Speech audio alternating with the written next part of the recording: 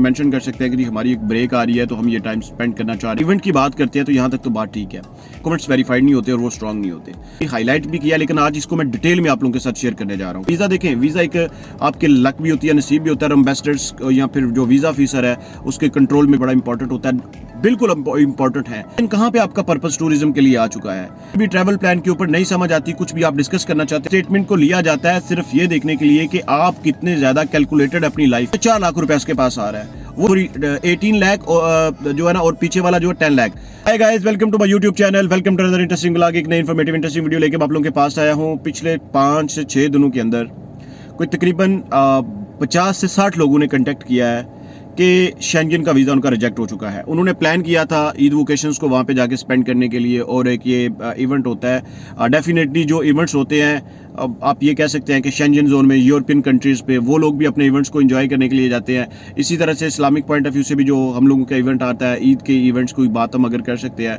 या इसके अलावा भी अगर कोई इवेंट होता है तो हम इसमें मेंशन कर सकते हैं कि जी हमारी एक ब्रेक आ रही है तो हम ये टाइम स्पेंड करना चाह रहे हैं अपनी फैमिली के साथ या अपने फ्रेंड्स के साथ, तो इसलिए हमें वीज़ा चाहिए। जहाँ तक बात आती है कि एक प्रोफाइल को प्रिपेयर करके एक पर्पस को शो करके बताने की, तो यहाँ तक तो बात बिल्कुल ठीक है। आप बिल्कुल अपने इवेंट को प्रेजेंट कर सकते हैं और आप जा सकते हैं इवेंट की। आप ये भी कह सकते हैं कि जी ये हमारा एक इवेंट है तो हमें इसमें 1 वीक की लॉन्ग ब्रेक मिलती है तो हम ये इसको स्पेंड करना चाह रहे हैं। दैट्स ट्रू, यहाँ तक तो बात बिल्कुल ठीक है।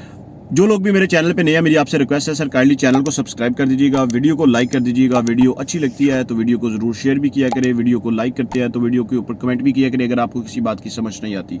और जो लोग मुझसे कंटेक्ट करना चाहते हैं, मेरी इंस्टाग्राम आईडी भी आ रही है, मेरा टिकटॉक अकाउंट भी आ रहा है। मेरे दोनों अकाउंट्स को आप फॉलो करके मुझे कहीं पर भी मैसेज सेंड कर सकते हैं। और अगर आप शॉर्ट वीडियो देखना चाहते हैं कि किसी भी पॉइंट ऑफ व्यू से, वीज़ा के पॉइंट ऑफ व्यू से, इमिग्रेशन के पॉइंट ऑफ व्यू से, फाइल लॉक के पॉइंट ऑफ व्यू से, तो आप मेरे टिकटॉक अकाउंट को फॉलो करके रखिएगा। उस पर शॉर्ट्स वीडियो आ रही होती है, 2 मिनट्स की जो है ना, वो आप वीडियो उस पर देख सकते हैं शॉर्ट की फॉर्म में। तो और जो लोग मुझसे कांटेक्ट करना चाहते हैं अपने फाइल लॉक के पॉइंट ऑफ व्यू से, तो मुझे इंस्टाग्राम अकाउंट्स पे कांटेक्ट कीजिएगा, then my team will contact to you. आप अपनी अपॉइंटमेंट बुक करके मुझसे बात कर सकते हैं और आप मुझसे टेलीफोनिकली डिस्कशन भी कर सकते हैं। आपके केस को मैं डिटेल वे में डिस्कस भी कर सकता हूँ और उसके ऊपर हम लोग उसकी फाइल को प्रिपेयर भी कर सकते हैं। अब बात मैं कर रहा था कि जी जब आप इवेंट की बात करते हैं तो यहाँ तक तो बात ठीक है, फिर वीज़ा रिजेक्ट होने की बात जो है ना वो कहाँ पे आती है। तो इसमें जो सबसे बड़ी रीज़न है वीज़ा रिजेक्ट होने की, वो होती है आपकी डॉक्यूमेंटेशन। आपने अपने पॉइंट ऑफ व्यू से डॉक्यूमेंट्स सारे के सारे बड़े स्ट्रांग लगाए होते हैं, लेकिन एक्चुअली वो डॉक्यूमेंट्स वेरीफाइड नहीं होते और वो स्ट्रांग नहीं होते। एक चीज़ मैं आप लोगों के साथ शेयर करता हूं, अगर आपने ये 3 डॉक्यूमेंट्स जो मैं आपको बताने जा रहा हूं, इनको according to the proper standard के अकॉर्डिंग, जो एक शेंगेन का स्टैंडर्ड है, जो आपको नहीं पता तो मैं इस वीडियो में डिटेल से बताऊंगा। मैंने काफ़ी दफ़ा इस चीज़ को पहले भी हाईलाइट भी किया, लेकिन आज इसको मैं डिटेल में आप लोगों के साथ शेयर करने जा रहा हूँ। अगर आप इन डॉक्यूमेंट्स को उस तरह से प्रिपेयर करते हैं तो मैं आपको ऑनेस्टली से बताता हूँ कि मेरा ये एक अपना पर्सनल ओपिनियन है। वीज़ा देखें, वीज़ा एक आपके लक भी होती है, नसीब भी होता है। एम्बेसडर्स या फिर जो वीज़ा ऑफिसर है उसके कंट्रोल में भी ये चीज़ें होती हैं। लेकिन हम लोग जो कोशिश कर सकते हैं, मैं उस कोशिश की बात कर रहा हूँ, उसमें 100% तो नहीं, 99.9% चांसेस होते हैं आपका वीज़ा स्टैंप होके आता है। तो उसमें से सबसे फर्स्ट जो डॉक्यूमेंट है ना, वो मैं बात स्टार्ट करता हूँ आपके ट्रैवल प्लान के ऊपर। लोग कहते हैं जी बैंक स्टेटमेंट एक आपका बड़ा इंपॉर्टेंट डॉक्यूमेंट होता है। लोग कहते हैं कि जी आपका अगर पाकिस्तान से इंडिया से वीज़ा अप्लाई करते हैं तो आपका एक जिसे हम कह देते हैं कि टैक्स रिटर्न्स का जो है ना वो डॉक्यूमेंट बड़ा इंपॉर्टेंट होता है। बिल्कुल इंपॉर्टेंट है, मैं इनके ऊपर बाद में आऊँगा। पहले सबसे जिस मैं डॉक्यूमेंट्स की बात कर रहा हूँ वो होता है आपका ट्रैवल प्लान। अब जब आप अपना ट्रैवल प्लान दे रहे हैं तो आपने अपने ट्रैवल प्लान में सबसे पहले एक चीज़ देखनी है। मैं सॉरी अगर इसमें एक चीज़ को मैं थोड़ा सा और भी हाईलाइट कर देता हूँ। ट्रैवल प्लान होता क्या है सर? ट्रैवल प्लान ये है जो आपका पर्पज़ है। आपका पर्पस क्या है ट्रैवलिंग करने का? अब आप कह रहे हैं कि जी आपका पर्पस टूरिज्म है। जब आप टूरिज्म की बात करते हैं तो डायरेक्ट शेंगेन कहाँ पे आपका पर्पस टूरिज्म के लिए आ चुका है। अगर इससे पहले आपने बाकी कंट्रीज में ट्रैवल किया है तो फिर ये पर्पस समझ आता है। लेकिन डायरेक्ट जब आप कह रहे हैं कि जी मैं शेंगेन में जा रहा हूँ और इस पर्पस के लिए मैं वहाँ पे जा रहा हूँ कि जी मैंने वहाँ पे जाके टूरिज्म को जो है ना वो एक्सप्लोर करना है और टूरिस्टिक स्पॉट्स को मैंने देखना है, तो पहले आपको बाकी रीजन्स में जाना चाहिए था जो आपके करीब करीब हैं। वो आपने क्यों मिस किया है? एक बहुत बड़ा लॉजिकल पॉइंट है। दूसरे नंबर के ऊपर मैं आता हूं, पॉइंट नंबर 1 कि आपका ट्रैवल प्लान बहुत स्ट्रांग होना चाहिए।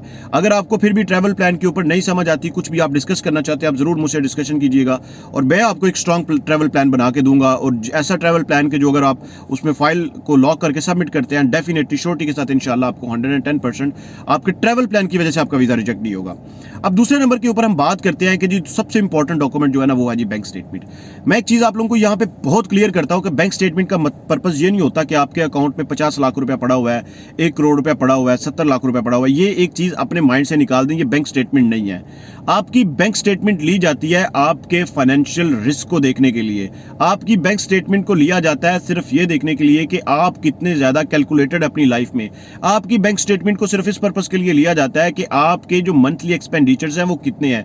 आपकी बैंक स्टेटमेंट को इसलिए लिया जाता है कि आप कितना ज्यादा कंट्रोल रखते हैं अपने एक्सपेंसेस के ऊपर और अपने उन पैसों के ऊपर जो आपने सेविंग की तरफ लेके जाने हैं। अब बैंक स्टेटमेंट में क्या एरर्स दिए जाते हैं कि जी एक मंथ में सपोज टू भी एक बंदा है, उसके पास महीने के एक रफली आइडिया लगा देते हैं कि जी 3 लाख रुपए आ रहा है। जब ये 4 लाख रुपए उसके पास आ रहा है, वो 4 लाख में से क्या करता है कि एक महीने में उसने एक्सपेंस किया है 1 लाख रुपए का, दूसरे महीने में उसका एक्सपेंस है 1.5 लाख रुपए का, तीसरे महीने में उसका एक्सपेंस है 2 लाख रुपए का, चौथे महीने में उसका एक्सपेंस है जो है ना वो चला गया जी 2.5 लाख रुपए के ऊपर। सर उसके एक्सपेंसेस बढ़ रहे हैं लेकिन उसकी इनकम एक ही आ रही है 4 लाख रुपए 4। अब देखिए यहाँ पे जो एक चीज मैं आपको बताता हूँ ना, वो जो 4 लाख रुपीज उसके अकाउंट में आ रहा है, आपने उसमें से ये चीज आपने अलग ही नहीं की कि उसके एक्सपेंडिचर्स कितने हैं। आपने जब भी वीजा लेना है या अपने एक्सपेंसेस को आपने कंट्रोल करना है या अपनी इनकम को प्रॉपरली दिखाना है, अपने बेहतरीन बैंक स्टेटमेंट बनानी है, मैं आपको एक फार्मूला बता देता हूँ, बहुत सिंपल फार्मूला, एक सिंपल सी लॉजिक है। आपके अकाउंट का पहले बैलेंस जितना भी है, मैं इस मंथ से स्टार्ट कर देता हूँ जिसमें ये वीडियो आप लोगों के साथ अपलोड करूंगा। सपोज टू बी के मार्च की जो क्लोजिंग हुई, तो मार्च की क्लोजिंग में आपके अकाउंट में पड़ा हुआ है जी 10 लाख रुपया। आपने उस 10 लाख को छोड़ देना है, आपने पीछे जो भी हो गया उसको छोड़ दें।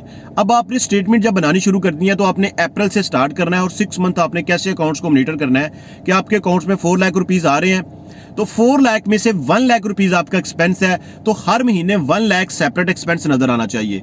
1 लाख अप्रैल का, 1 लाख मई का, 1 लाख जून का, 1 लाख जुलाई का, 1 लाख अगस्त का और 1 लाख सितंबर का। तो ये जो 6 मंथ का आपका 1 लाख आएगा ना, तो इट मीन कि ये 6 लाख आपके एक्सपेंस है। अब 4 लाख में से आपके जब 6 मंथ में से निकल गए तो 4 लाख में से आप ये देखिएगा कि 3 आपका पीछे रह जाता है। अब 3 को 6 से मल्टीप्लाई करते हैं तो 18,000 और पीछे वाला 10,000, ये मिला के टोटल 28 लाख आपके अकाउंट में एंड ऑफ द 6 मंथ ये चीज नजर आनी चाहिए क्लैरिटी के साथ। अब पॉइंट यहां पे ये है कि जो आपके एक्सपेंसेस होंगे उनको आप किस तरह से डिवाइड करेंगे या उनको आप किस तरह से देखेंगे। कोशिश करनी है आपने मैक्सिमम कार्ड से जो है ना वो पेमेंट करने की। विड्रॉ भी होता है तो कोई इशू नहीं है, लेकिन एक चीज का ख्याल रखना है, अगर कोई पेमेंट आपके अकाउंट में आ रही है, आपने उस पेमेंट को जस्टिफाई करना है कि कहां से आ रही है। जाने का कोई इशू नहीं है, जाने में आप कैश विड्रॉ करवाते हैं, आप मतलब कि उसमें कोई प्रॉब्लम वाली बात नहीं है। डिफरेंट पर्पसेस के लिए आप अटैच कर सकते हैं। सपोज टू भी अगर आप घर का रेंट पे करते हैं, आप अपने घर के लिए एक वो रेंट का डॉक्यूमेंट लगा सकते हैं कि जितना मेरा हाउस रेंट है तो इसके लिए मैंने कैश विड्रॉ किया हुआ है। आपने किसी को पैसे जो है ना वो बाई कैश पे करने हैं तो इट्स नॉट एन इशू। अब यहाँ पे जो मैंने आपको समझाने का मेरा पॉइंट था वो ये था कि आपका अकाउंट क्लैरिटी से नजर आना चाहिए कि जी इतने पैसे आ रहे हैं और इतने पैसे जा रहे हैं। अब यहाँ पे और भी बहुत सारी डिस्कशंस होगी, वो आप कमेंट्स में मुझे बताइएगा कि क्या क्या पॉइंट्स हैं, उनके ऊपर डिस्कस करेंगे। नंबर 3 के ऊपर जो टैक्स रिटर्न्स है, टैक्स रिटर्न्स के बारे में मैं आपको एक छोटी सी पॉइंट के ऊपर बात करता हूँ, वीडियो काफी लंबी हो रही है। टैक्स रिटर्न्स की जो सबसे ज्यादा जिस चीज का आपने ख्याल रखना है वो ये है कि आपकी जो प्रॉपर्टी होती है, जो प्लॉट होते हैं, जो आपने हिडन ट्रेजर्स में या हिडन चीजों में आपने रखी होती है चीजें, आप उनको जब पहले फाइलर बनते हैं, जो आप फाइल टैक्सेस पे करते हैं तो आप उनको शो नहीं करते, लेकिन जब आपने वीजा लेना होता है तो आप उन सारी चीजों को निकाल के लेके आ जाते हैं। तो ये आप काम गलत करते हैं। आप जब फाइलर बने हैं तो जो आपकी प्रॉपर्टी उस टाइम पे रजिस्टर्ड और लिस्टेड है, आपने वही अपनी प्रॉपर्टी एज इट इज दिखानी है। किस फॉर्म में? आपने अपनी प्रॉपर्टी और उस फॉर्म में दिखानी है जब आपने अपना वीजा फाइल करना है। इसका एक बेहतरीन वे ये आपको मैं बताता हूं कि सपोज टू भी अगर कोई आपकी प्रॉपर्टी है तो आपका वो फाइलर में ऐड नहीं है, आप क्या करें कि उस प्रॉपर्टी के कितने भी पैसे हैं वो अपने अकाउंट में रखवा लें, क्योंकि जो कैश इन हैंड होती है, जो अकाउंट में पैसे होते हैं, उनकी थोड़ी सी फिर भी वर्थ एंड वैल्यू होती है। प्रॉपर्टी की कोई वैल्यू नहीं होती अगर आप कोई डॉक्यूमेंट्स अटैच करते हैं, अनलेस कि अगर वो डॉक्यूमेंट्स आपके टैक्स रिटर्न्स में ऐड नहीं है। मिलते हैं एक नई इंटरेस्टिंग ब्लॉग में, तब तक के लिए स्टे ब्लेस्ड, अपना ख्याल रखिएगा। अल्लाह हाफिज।